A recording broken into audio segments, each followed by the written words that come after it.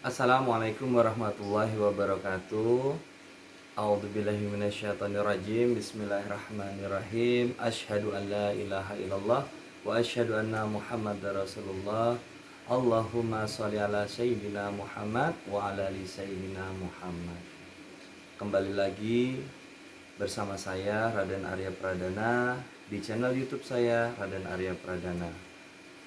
Salam sehat, salam sejahtera, dan salam berkah dunia akhirat untuk kita semua.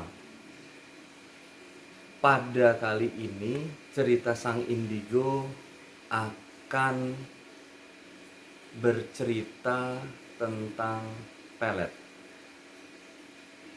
Tapi sebelum saya melanjutkan cerita saya, jangan lupa untuk subscribe, like, dan komen di channel YouTube saya Raden Arya Pradana.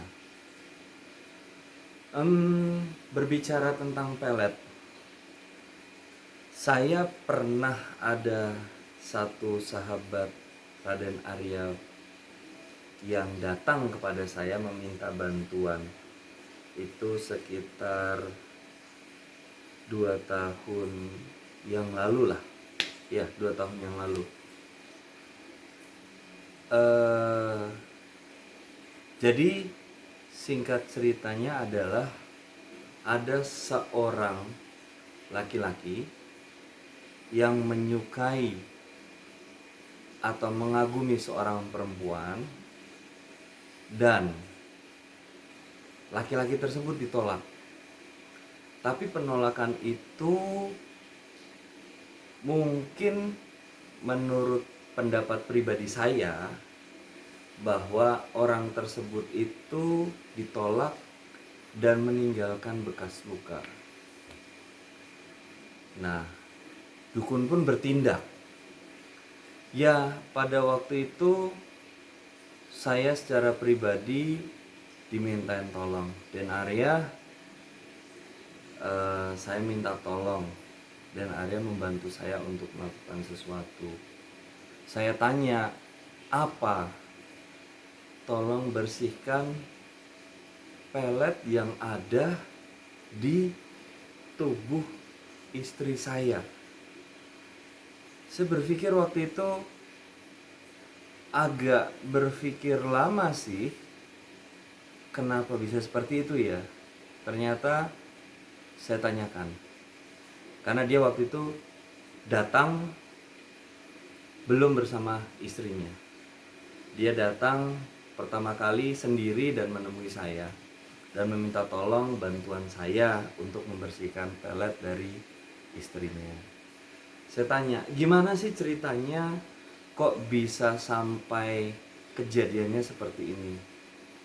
Lalu dia bercerita kepada saya. Dan Arya, ini saya cerita, dia sebut nama saya ini, saya berasal dari Tebet, ya kan.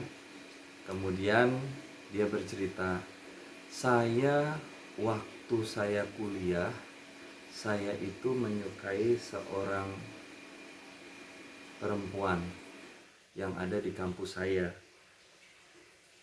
Saya sadar dari segi fisik saya punya banyak kekurangan. Memang dalam hati saya mengatakan demikian. Penglihatan mata lo ya. Dan istri saya adalah salah satu perempuan yang cukup menjadi favorit di kampusnya. Itu menurut cerita. Tapi namanya cinta, dia tetap mengutarakan. Kemudian saat mengutarakan,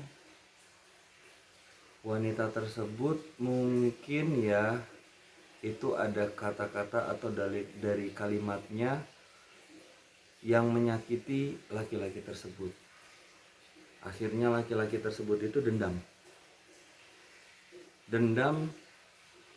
Saya tahu dia menyayangi dengan amat sangat. Tapi dia juga sadar dengan kekurangan fisiknya. Memang cinta itu tidak memandang fisik. Tapi seperti itulah yang pada saat itu kejadian yang dialami oleh orang yang meminta tolong saya tersebut. Nah, singkat cerita, saya pada saat itu bertanya, terus apa yang kamu lakukan? Dia bilang, saya datang ke seseorang. Dibilanglah dukun. Dibilanglah dukun, dan kemudian dia posisinya itu meminta saya untuk bersikap bijaksana dalam melihat masalah-masalah yang dihadapinya. Nah, saat orang tersebut terluka, dia akhirnya sakit hati, dukun pun bertindak. Dukun pun bertindak. Dia mengeluarkan sejumlah mahar untuk memelet wanita dengan berbekal foto. Singkat cerita, wanita tersebut bisa dibilang tidak bisa lepas dan dekat dengan pria tersebut. Akhirnya mereka dekat, pacaran.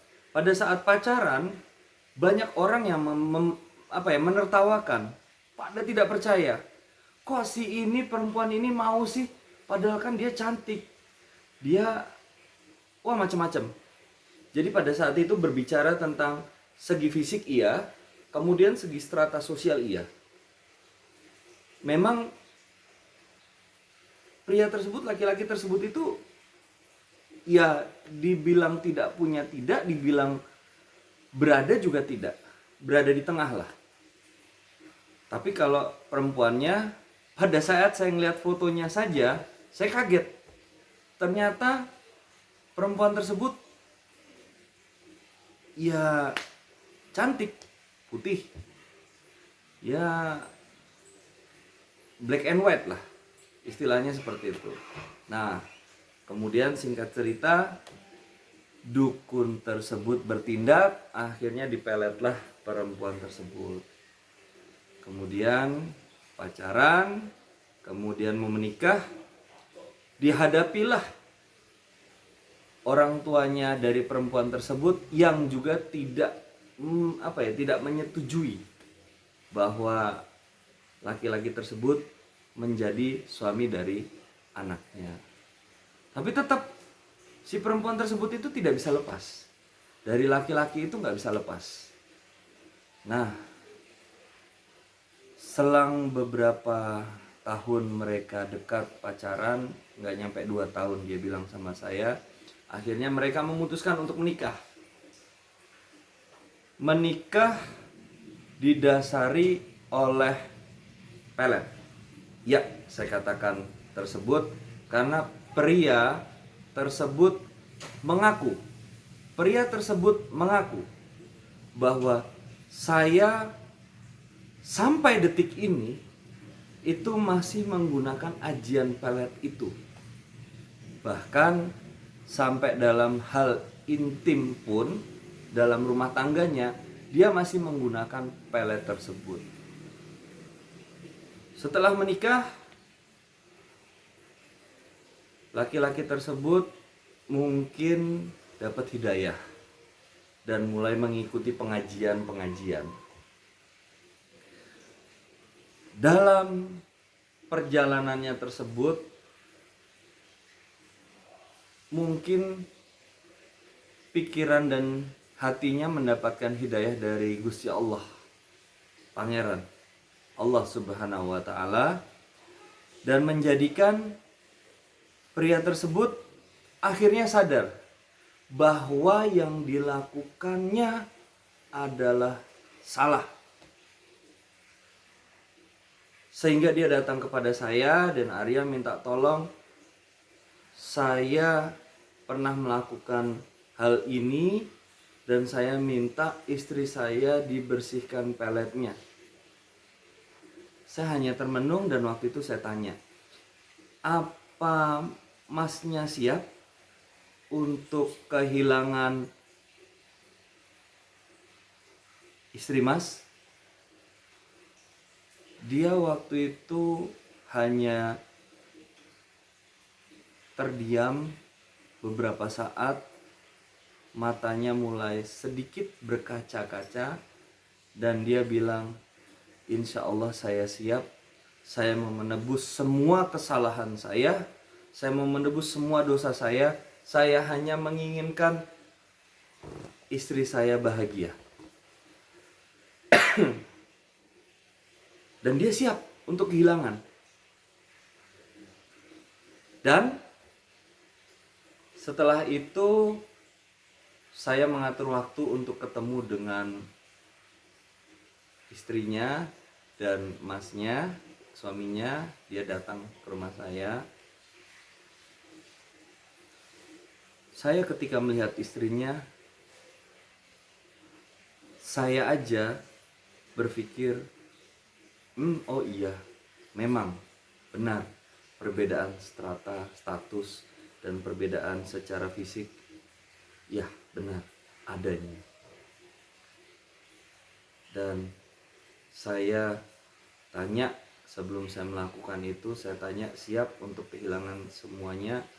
Dia bilang, insya Allah siap dan Arya. Saya harus apa? Saya ikhlas, yang penting saya pengen menebus dosa saya pengen istri saya bahagia. Seandainya masih bersama saya, alhamdulillah, kalau enggak, ini adalah hukuman dari dosa-dosa yang saya perbuat dalam pernikahan ini.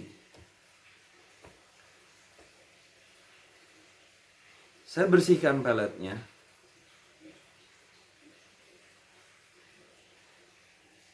Saya bersihkan peletnya, saya ikhtiarkan, dan kersanya Gusti Allah. Takdirnya Gusti Allah, perempuan itu langsung bersih secara secara batin, secara lahir, fisik, apapun itu, dari pelet. Dan benar saja, ketika dia melihat suaminya, dia hanya melihat dengan penuh emosi, dengan seolah-olah itu dia bilang begini, kamu suami saya? Dia jawab, iya. Kok bisa? Akhirnya laki-laki tersebut meminta maaf kepada istrinya. Maaf kalau aku pernah melakukan hal ini dalam pernikahan kita. Aku menikahi kamu dengan cara aku memelet kamu. Nah, istrinya langsung mengatakan, aku mau cerai dari kamu. Kalimat yang saya dengar, aku mau cerai dari kamu. Aku mau cerai dari kamu. Jadi pernikahannya itu berjalan itu kurang lebih hampir setahun. Ya mungkin setahun sih. Karena dia bilang belum sampai setahun, mungkin saya pikir ya 10 atau 9 bulan lah. Atau mungkin 11 bulan, tapi laki-laki tersebut bilang, saya menikah sama istri saya belum sampai setahun. Tapi istrinya langsung, begitu dia sadar, dia minta, saya ingin cerai dari kamu. Saya ingin cerai dari kamu, apapun saya ingin cerai. Nah, suaminya hanya duduk lemes, nggak bisa ngapa-ngapain, dan saya melihat dia meneteskan air mata. Dari situ saya punya inisiatif. Saya ajak bicara istrinya, Mbak, bisa saya bicara? Kenapa, kamu dukunnya ya? Wah, saya dibilangin dukun. Saya bilang, bukan, saya adalah orang yang dimintain tolong untuk membersihkan pelet yang ada di tubuh Mbak, sehingga Mbaknya bisa bahagia seutuhnya. Tapi saya nggak suka sama orang itu. Gue langsung, tapi saya nggak suka sama orang itu.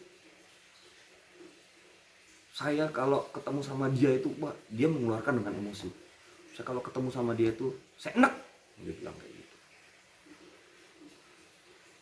Saya bilang, saya tenangkan. Kebetulan waktu itu ada aqua di depan saya bilang, Mbak minum dulu deh Mbak. Kalau Mbaknya mengizinkan saya berbicara, saya mau berbicara. Enggak, tapi saya nggak mau. Saya mau cerai dari dia. Pokoknya sampai saya dibilang, Anda jangan ikut campur. Saya nggak mau. Pokoknya saya mau cerai dari dia. Saya hanya bilang, Mbak, sabar, minum dulu, minum. Saya saat itu langsung berbicara dua hal. Pertama, Mbaknya tahu nggak kenapa suami Mbak mau meminta tolong kepada saya? Alasannya adalah dia sudah mulai mengikuti pengajian dan dia sadar bahwa yang dilakukannya salah. Makanya dia meminta tolong kepada saya. Kedua, mungkin secara fisik, secara status sosial dia berbeda. Saya waktu itu bicara tegas sama perempuan tersebut. Mbaknya tahu, iya, secara status sosial, secara fisik berbeda. Dia punya banyak kekurangan, mbaknya punya banyak kelebihan. Tapi mbaknya harus bisa melihat kelebihan dia. Satu hal. Dia nanya, apa? Apa yang harus saya lihat? Ketulusan, keikhlasan dia untuk mengikhlaskan dan mengakui semua dosa-dosanya. Dia datang ke saya tanya, kalau kamu melakukan ini, resikonya adalah kamu kehilangan istri kamu. Jawaban suami Mbak adalah, saya siap. Ini adalah hukuman dari dosa-dosa saya dan saya ingin istri saya bahagia. Walaupun sama saya atau enggak, itu urusan nanti, tapi saya tahu saya salah melakukan ini, saya mau memperbaikinya. Secara umum dia berbicara itu kepada saya. Intisarinya itu. Dan saya bilang, Mbak, pikirkan seberapa dia mencintai Mbak, seberapa dia menyayangi Mbak dengan tulus. Kalau dia tidak tulus, dia tidak akan melepas pelet itu. Ya mungkin pelet bisa bertahan berapa lama, kita nggak tahu. Tapi dia mau mengakhiri pernikahan yang semu itu dengan meminta tolong saya untuk menghilangkan pelet yang ada pada tubuh mbaknya.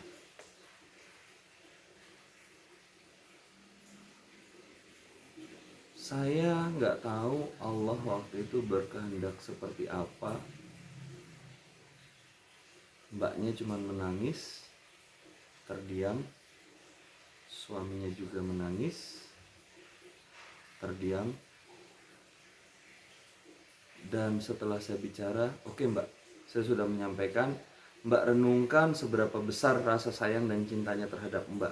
Tolong jangan lihat secara fisik, tolong jangan lihat secara status sosial, dan jangan lihat dari harta. Tolong gunakan hati Mbak. Dia pulang, itu kejadiannya itu adalah, seingat saya itu sebelum COVID, kira-kira tahun 2020, mungkin sebelum tanggal 14 Februari, sebelum Valentine sepertinya, seingat saya ya. Mereka pamit, suaminya bilang, Denaria, saya pamit, terima kasih Denaria.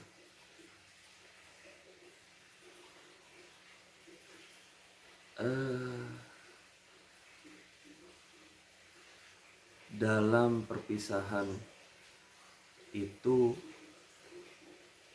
saya melihat gimana tulusnya dari cinta seorang pria yang pernah melakukan kesalahan dan berani mengakui kesalahan tersebut. Sudah, dia pamit, Istrinya sudah pokoknya udah di luar, udah ngambek loh, udah pokoknya udah nggak mau, intinya mau cerai. Tapi saat saya ke depan, saya cuma pesan kepada mbaknya, Mbak, tolong pikirkan apa yang saya bicarakan tadi. Dua hal, dan hal yang kedua adalah seberapa dia sangat menyayangi dan tulus untuk mencintai Mbak. Bahkan dia rela untuk kehilangan Mbak. Asalkan Mbak bahagia, walaupun dengan dia ataupun tidak itu urusan nanti. Hari berganti hari, bulan berganti bulan, saya nggak pernah dapat kabar dari laki-laki tersebut, dari pria tersebut. Saya nggak pernah dapat kabar hingga akhirnya kira-kira itu di tahun ini, tepatnya sebelum Lebaran Idul Fitri kemarin, di bulan Mei, dia sempat datang ke rumah saya dan mengucapkan terima kasih, sekaligus dia membawa buah-buahan dan makanan akikah untuk anaknya. Saya kaget setengah mati. Dia bilang, Mas, ada perlu apa? Sambil dia bawa bingkisan, ini dan Arya, ini ada sedikit makanan, dan ini saya mau mengucapkan terima kasih. Ini adalah akikah anak saya sebelum Mei kemarin. Ya pokoknya intinya sebelum Lebaran lah. Kok bisa? Ternyata ketika Allah sudah mau menyelamatkan semuanya, kun fayakunnya Allah berkehendak semuanya, tidak ada yang bisa menghalanginya, satu manusia pun di dunia ini. Dia cerita, COVID menyelamatkan pernikahan kami dan Arya. Lah kok bisa? Jadi setelah mereka pulang dari rumah saya, selama berbulan-bulan mereka diam, dan akhirnya mereka dari kantornya masing-masing mereka WFH. Mau tidak mau, mereka berada dalam satu rumah dalam jangka waktu yang intens mereka ketemu. Laki-laki tersebut akhirnya bilang sama saya kalau mau buat sarapan, saya ingat istri saya buatin roti. Awalnya nggak dimakan. Wow, lama berminggu-minggu nggak dimakan. Saya buat apa, masak apa, saya buatin. Akhirnya Allah mengetuk dengan caranya yang sangat-sangat ajaib, sehingga entah apa yang terjadi, akhirnya istrinya juga waktu itu buat mie goreng. Ya, buat mie goreng. Setelah berminggu-minggu dalam satu rumah, kejadiannya setelah berbulan-bulan dia diam, mereka saling diam-diaman. Tapi setelah berminggu-minggu mereka dalam satu rumah dengan kondisi WFH, mereka posisinya jatuh cinta. Perempuannya akhirnya mulai masak mie, suaminya dibuatin. Sudah, itu berlanjut. Akhirnya mereka bicara dari hati ke hati, dan terus terang laki-lakinya itu dengan keajaiban Allah, laki-lakinya meminta maaf, sungkem dan sujud di kaki istrinya, minta maaf. Dia menurunkan egonya. Kalau memang mau perceraian ini dilanjutkan, saya siap kehilangan kamu. Tapi kalau masih ada satu kesempatan, tolong saya kasih kesempatan itu untuk saya, supaya saya bisa memperbaiki semuanya. Dasarnya Allah mau menyelamatkan, COVID bagi banyak orang ini musibah, tapi bagi orang tersebut itu rahmat, keberkahan yang luar biasa dalam pernikahannya. Hingga akhirnya perempuan tersebut luluh. Perempuan tersebut hanya bilang, kalimatnya jelas kepada suaminya, dan suaminya bilang ke saya, aku gak janji bisa ngasih. Kalimatnya, aku gak janji bisa ngasih kamu kesempatan. Tapi dia belajar. Saya waktu itu pernah ngomong sama istrinya bahwa lihat kebaikan, lihat ketulusan tanpa memandang. Akhirnya dia belajar hampir 2 bulan, 3 bulan dia belajar. Ya, akhirnya Allah yang muqallibal qulub sabit qalbi ala dinika, yang maha membolak-balikan hati, Allah balikan hatinya yang sudah mau minta cerai menjadi menyayangi suaminya. Hingga akhirnya Allah kasih hadiah, yaitu rumah tangga yang utuh dan keturunan.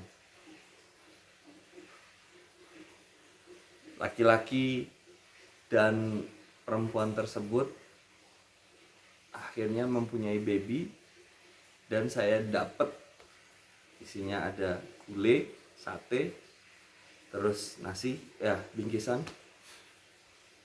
Istri saya juga nggak tahu. Banyak yang saya juga tidak cerita mengenai pasien-pasien saya, tapi saya waktu itu berkesan banget. Berkesannya kenapa? Di ujung perceraian Allah menyelamatkan dengan keajaibannya yang mungkin kita semua belum tentu bisa dapat kesempatan itu. Dan istrinya titip salam buat saya, mengucapkan terima kasih atas nasihatnya. Doakan supaya keluarganya bahagia, samawa. Dan berita terbaiknya adalah mungkin laki-lakinya ya, mungkin ya, dia cerita, saya tiap hari selama WFH di rumah, saya habis meeting, saya habis itu saya ngaji, mungkin istrinya luluh karena itu, dan istrinya mulai mengenakan bukan jilbab tapi kerudung. Berita baik.